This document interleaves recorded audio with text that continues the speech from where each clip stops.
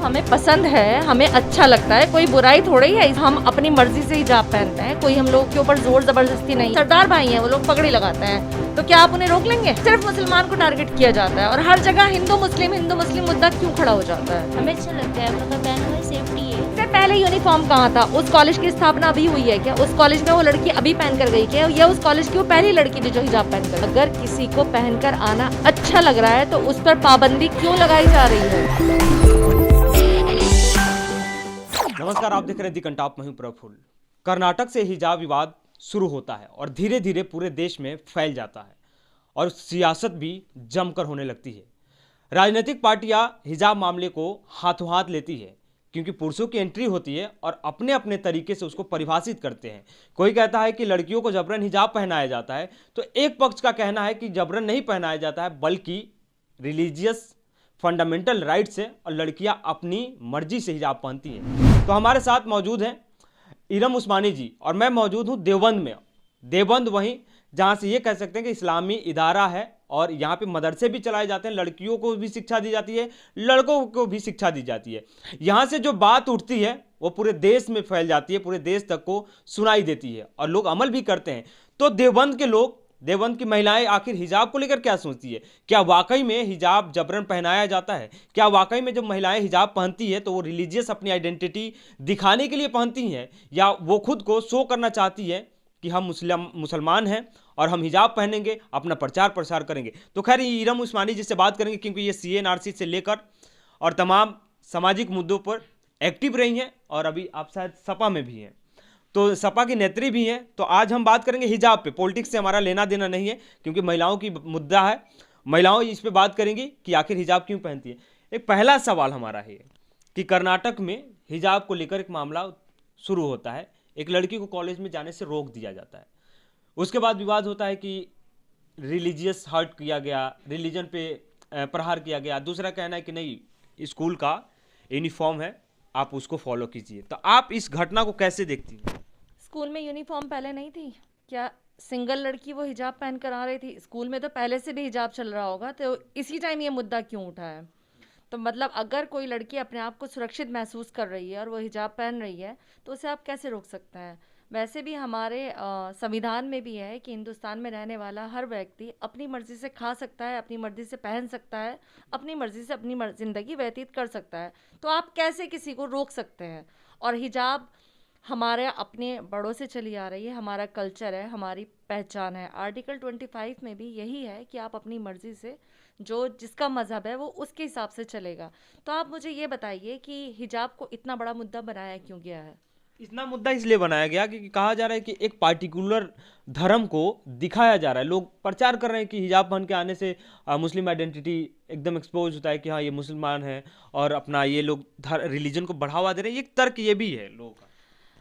हमें अपना दिखावा करने की ज़रूरत नहीं है, ये हमारे बड़ों से चला आ रहा है और हमें तो खुद नहीं पता कि मतलब हम अपनी मर्ज़ी से हिजाब पहनते हैं, कोई हम लोगों के ऊपर ज़ोर ज़बरदस्ती नहीं है। हमारे बड़े, हमारे दादा परदादा, दादी परदादी, मतलब हमारे बड़ों से ही हम देख रहे हैं कि वो लोग हिजाब पहनते हैं। जब लड़की बड़ी होती है तो हम लोगों को एक तरीक़ा है कि हमें हिजाब में जाना है, तो हम लोग हिजाब पहन कर चले जा रहे हैं। तो इसमें किसी को परेशानी क्या है? अब सरदार भाई हैं, वो लोग पगड़ी लगाते हैं, तो क्या आप उन्हें रोक लेंगे?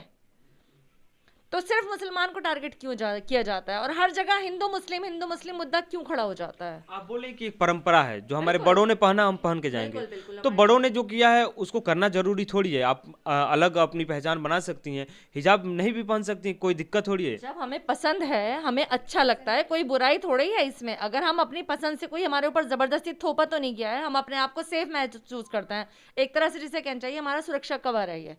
तो किसी को इस चीज़ में परेशानी क्या है? हम पहन रहे हैं तब हमारी मर्जी है, हम नहीं पहनते तब हमारी मर्जी है, तो ये तो मुद्दा नहीं होना चाहिए। तो ये तो हो गया ना कि जब हिजाब पहनेंगे तभी सुरक्षित है, हिजाब पहनेंगे नहीं पहनेंगे तो सुरक्षित नहीं है। ये हमें खुद अच्छा लगता है, हमें अपने आप को, हमारे यहाँ नहीं है कि हम लोग खुला घूमें। देखिए हर आदमी अपनी मर्जी से जीता है, हम अपनी मर्जी से पहनता है। हमें हिजाब पहन के अच्छा लगता है तो पहन रहे हैं, तो उसमें क्या प्रॉब्लम है? खैर आपके पास आऊँगा, फिर आपसे बात करूँगा कि आप ही बुरखे में बैठी हैं और इसको लेके बवाल मचा है कि नहीं पहनना है और आपको अगर कॉलेज में आने हैं, स्कूल में आने हैं या कहीं भी जाना हो तो आपको नहीं पहन के जाना होगा। तो क्या आप बुर्का अपनी मर्जी से पहनी या आपको पहनाया गया कि नहीं आपको पहनना ही है? कोई जोर, कोई दबाव नहीं है, हम खुद अपनी मर्जी से पहनते हैं। इसमें कोई रियाकारी कोई शो नहीं है। ऐसा तो नहीं है हमें अच्छा लगता है, बुर्का पहनना हमारी सेफ्टी है। ऐसा तो नहीं कि कहा गया कि रिलीजन में लिखा है आपको पहनना है, बुर्का में ही रहना है। नहीं, हमारे बड़ों से चलता आ रहा है। बड़ों से चलता आ रहा है जी। इसीलिए। एक हम और खुद बात अपनी मर्जी से पहनते हैं, बुर्का में अच्छा लगता है पहनना। बुर्का अच्छा लगता है पहनना, जी। पर्दा करना अच्छा लगता है। पर्दा करना। तो पर्दा करना की एक तरफ समानता की बात हो रही है, तो पर्दा कहाँ है, किससे पर्दा करना है? हमें अच्छा लगता है बुर्का पहनना, और इसमें कोई रियाकारी नहीं है कि हम दूसरों के लिए पहनते हैं, खुद से पहनते हैं, अपनी मर्जी से पहनते हैं। अच्छा, देवबंद में भी तमाम मदरसेज हैं, लड़कियों को भी पढ़ाया जाता है। तो ये कहा जाता है कि जो यहाँ पे एजुकेशन दिए जाते हैं तो एक पार्टिकुलर रिलीजन को, धर्म को लेकर दिया जाता है, और उसमें वही चीज़ें सिखाया भी जाता है कि आपको ऐसे करना है, ऐसे करना है। ऐसा किसने कहा? ऐसा कौन सा मदरसा ऐसा चल रहा है कि सिर्फ यही सिखाया जाता है? हर मदरसे में हर तरह की पढ़ाई है, नाम मदरसा है लेकिन पढ़ाई तो सब तरह की हो रही है उसमें। इसमें तो कहीं ऐसा नहीं लिखा गया कि वहाँ पर ऐसे पढ़ाया जा रहा है कि सिर्फ वही चीज़ पढ़ाई जाएगी जो हमारे धर्म से रिलेटेड है। ऐसा कुछ नहीं है, हर मदरसे में हर तरह की पढ़ाई होती है। मैथ भी पढ़ाया जाता है, इंग्लिश भी पढ़ाई जाती है, साइंस भी पढ़ाई जाती है, बायो भी पढ़ाई जाती है, कॉमर्स भी, अदरवाइज सभी सब्जेक्ट्स पढ़ाए जाते हैं। लेकिन दूसरी सवाल ये, आप कह रहे हैं कि हम सुरक्षित रहेंगे, हिजाब पहनेंगे, बुर्का पहनेंगे, तो सरकारी तर्क है या अदर जो नेता हैं उनका कहना है कि अगर लड़कियां हिजाब नहीं भी पहनती है, सुरक्षा की जिम्मेदारी हमारी है। आप बिना विदाउट हिजाब बुर्का आ सकती हैं कॉलेज में, और कॉलेज का आप डेकोरम मेंटेन करना होगा।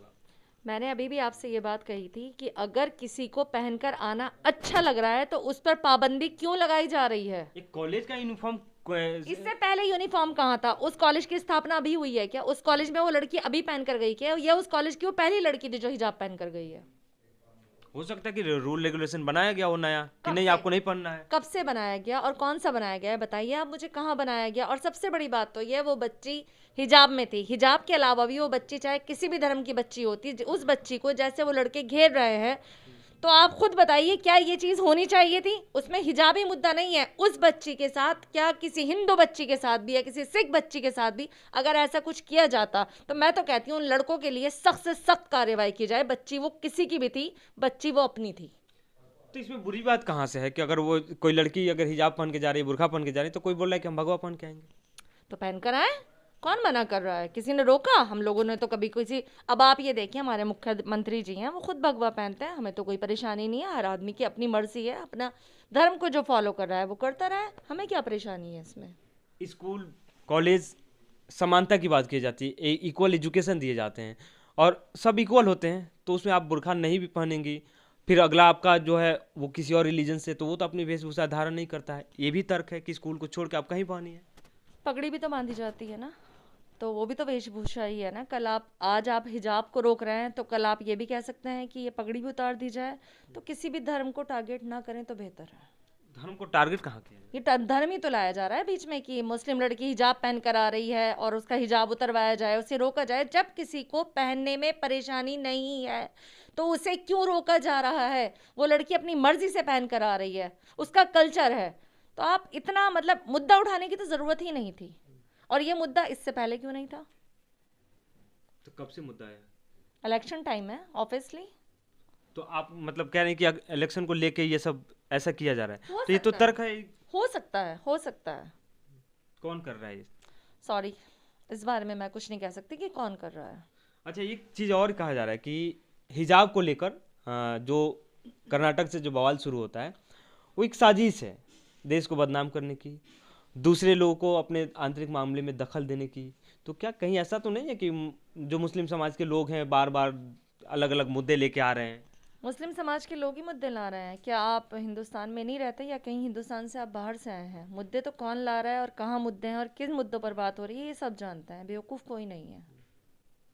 तो इतनी नाराजगी क्यों है? एक तरफ सरकार तो आप लोगों को सुरक्षा दे रही है, ट्रिपल तलाक जैसे बिल लाया गया कि कौन से बिल की बात कर रहे हैं आप? ट्रिपल तलाक, वो बिल जिसमें थाने में से जमानत हो जाती है, आदमी को पकड़ना तो, हाथ लगाना तो बहुत दूर की बात। हमारे यहाँ क्या है, हम लोग जो है अपने शरीयत से चलते हैं। हमारे यहाँ तलाक वाला जो मामला था उसमें ये था कि वो बीवी के हकूक़ पूरे करेगा। जब वो थाने में मामला पहुँच जाता है तो क्या होता है, पुलिस थाना हो गया जी, वो बाहर के बाहर उसकी ज़मानत हो गई, वो हकूक़ से भी गया। शरीयत से शरीयत, बिल्कुल शरीयत को मानना होगा। शरीयत में तो यही है कि आप बीवी के हकूक पूरे करें, बच्चों के हकूक पूरे करें, जिसके जो हकूक है वो आपको देने पड़ेंगे, उसका खर्चा देना पड़ेगा। आज आप जाके केस कर दो, वो उठा के बैठ जाएगा। देश संविधान से चलता है तो संविधान को भी तो मानना पड़ेगा। देखिए मुस्लिम्स तो अपने शरीयत से ही चलते हैं। नहीं, अगर हम भारत में रह रहे हैं तो हमें कॉन्स्टिट्यूशन को भी मानना पड़ेगा, रूल ऑफ लॉ भी है, कोर्ट का ऑर्डर भी है, ये भी चीज़ें हैं। संविधान में लिखा हुआ है ट्रिपल तलाक वाला मामला? नहीं, वो तो पार्लियामेंट्री डिसाइड बनाती है ना लॉ, पब्लिक को मुझे बताइए, रख के पहले तो सामने। नहीं लिखा हुआ था ना, अब पब्लिक को रखा, और पब्लिक में आपने सिर्फ कुछ लेडीज़ की अगर राय मान रही है तो देखिए मैं तो ये कहती हूँ कि हम अपने बारे में बात करेंगे कि हम लोग शरीयत के हिसाब से चलते हैं। और फिर वही वाली बात है कि अगर मुस्लिम बहनों के लिए अगर आपने ये रूल्स बनाया था और आपको लग रहा है कि मोदी जी का कहना है कि मेरी बहनों के लिए तोहफा था, तो तोहफा तो ये था कि वो 6 महीने साल भर के लिए जेल में जाता। जब वो जेल में जाएगा तो उसके पास वैसे ही मुद्दा यह है कि मैं तो जेल में पड़ा हूँ, मैं बीवी बच्चों का खर्चा कहाँ से दूंगा। अब वो उससे भी गया, और जो पैसे वाला होता है वो तो बेचारा थाने तक भी नहीं पहुँच पाता, बाहर के बाहर उसकी जमानत हो जाती है। तो मतलब ट्रिपल तलाक कानून लाने से मुस्लिम महिलाओं की जिंदगी में कोई बदलाव कुछ नहीं? नहीं आया है, कुछ भी नहीं आया है। क्या बोल रहे आप बताइए। कोई भी बदलाव नहीं आया है। क्यों? उनका राइट मिला है, उनके हुकूक मिल गए। कौन से हुकूक की बात कर रहे हो? इम्पावर किया गया ना, मतलब महिला सशक्तिकरण की प्रधान से बात करते नहीं, हैं। कोई हुकूक नहीं मिले उन्हें। नहीं मिली? नहीं मिले हैं। सच है। हकीकत तो यही है, मैंने आपसे बताया तो, जब बाहर के बाहर आपकी ज़मानत हो जाएगी तो कौन से हकूक, फिर तो आदमी चिढ़ के कहेगा तुमने तो पुलिस थाना करवा दिया, अब मैं कैसा खर्चा दूं, अब तो थाने से लो, अब तो पुलिस से लो, अब तो कोर्ट से लो। लड़ते लड़ते पता चला औरत की ज़िंदगी ख़त्म हो गई, क्या करेगी वो खर्चा लेके जब उसने अपनी ज़िंदगी गुजार ली। अच्छा, इस पे सियासत जमकर हो रही है। कई लोग हैं जो अपना अपना बयान दे रहे हैं। उत्तराखंड के सीएम बोल रहे हैं कि अगर हमारी सरकार बनती है तो हम यूनिफॉर्म सिविल कोड लाएंगे, सबके लिए समान नागरिकता, शादी से लेकर संपत्ति, दहेज, ये तमाम तरह के मुद्दे हैं। असदुद्दीन ओवैसी साहब बोल रहे हैं कि हमारी लड़कियां सुरक्षित नहीं है। अखिलेश यादव इस पे मुकर जाते हैं। एक महिला कैसे इस सब पूरी समस्या को देखती है? क्योंकि महिलाएं बुर्खा पहनती हैं, महिलाएं हिजाब पहनती हैं, पुरुष तो पहनते नहीं। कि सुरक्षित होती तो हाथरस और उन्नाव वाला केस इतना हाईलाइट ना होता, ये सबके सामने है। और ये तो एक केस वो हैं जो कि बहुत हाईलाइट हो गए हैं, उसके अलावा कितने केसेस होते हैं जो कि निकल भी नहीं पाते बाहर। कुछ लोग जो हैं वो गुर्बत के आगे नहीं, कुछ लोग कहीं दब जाते हैं। तो सुरक्षित कहाँ से है, मुझे आप खुद बताइए। अब हमारे गृह मंत्री साहब कहते हैं कि इतनी सुरक्षा दे दी गई है कि आधी रात को भी अगर महिला गहने पहन के बाहर निकले तो वो सुरक्षित है। सबसे बड़ी बात तो यह है, इतनी महंगाई में महिलाओं के पास गहने बचे ही कब हैं? बेचकर तो अपने घर चला लिया, पहन के तो तब निकलेंगी वो। बेच के घर चला लीजिए, क्या करें बताइए, सब बेरोजगार हैं। कोविड में हर आदमी घर बैठा है। जिनके पास छोटा मोटा रोजगार भी था उनका वो भी चला गया, तो औरतें क्या करेंगी? अपने बच्चों को पालना है, जेवर बेच रही हैं, घर चला रही हैं। हाईकोर्ट हिजाब मामले पे अपना वर्डिक्ट दे देता है कि फंडामेंटल राइट्स है, रिलीजियस फंडामेंटल राइट्स है, वो लड़की चाहे तो पहन सकती है, नहीं पहन सकती है। उसको चैलेंज कर दिया जाता है सुप्रीम कोर्ट में। अब सुप्रीम कोर्ट के जो फैसले आएंगे तो क्या मुस्लिम समाज के लोग इसको मानेंगे या फिर? इस बारे में मैं कुछ नहीं कह सकती हूँ। वैसे तो हम लोग अपनी शरीयत से चलते हैं और कोई भी चीज़ हमारे ऊपर थोपी नहीं जा सकती है। मतलब शरीयत के हिसाब से चलेंगे। बिल्कुल, जो अगर उसे अच्छा लगता है, मैंने आपसे बोला तो है, तो आप कैसे किसी को रोक सकते हैं? हम क्या पहन रहे हैं, हम ये क्या खा रहे हैं, वो हमारी अपनी मर्जी है, वो हमारा अपना हक है। तो हम दूसरों की राय नहीं जानेंगे इस बारे में। देवबंद की महिलाएं इस पूरी घटना को, मतलब आप एक्टिव रहती हैं और सोशल लोगों सोसाइटी में जुड़ी रहती हैं, सोशल अवेयरनेस भी होगा आपके पास, कैसे देख रही हैं ये पूरी घटना?